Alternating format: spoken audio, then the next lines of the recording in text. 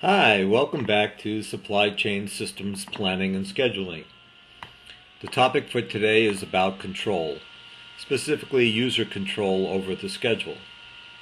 As much as we'd like to think we can automate everything, there's a lot of overhead in building a model and maintaining all of the dimensions of it, and paying for a lot of extra horsepower that you may very rarely use its full potential.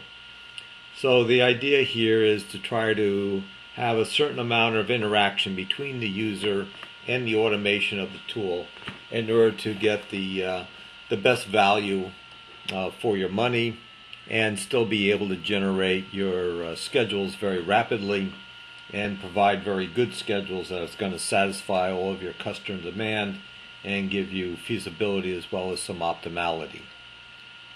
So in order to have that, we're going to illustrate some of the issues that surrounding user control, where regardless of what level of automation that you're using, I think you still want to exercise some control over the schedule. Let's give you a couple illustrations of that.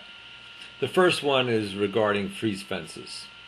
A freeze fence is a marker out in time where inside that marker you are actually locking up the schedule because you've planned it in the past, you've already committed some money in buying raw materials, maybe setting up equipment, and there are a number of resources in motion in order to make that happen.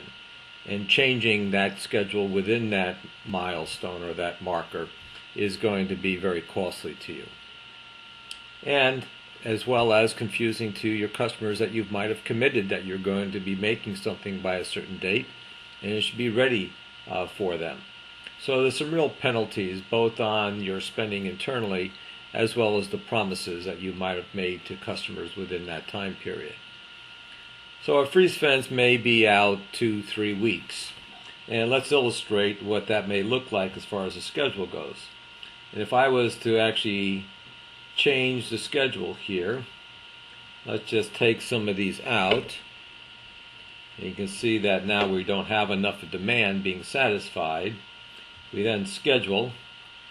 It's going to try to make up for it, but you can see the first 2 weeks didn't populate with any production, and it's going negative, assuming that you cannot respond in time to that particular schedule and getting everything ready to go.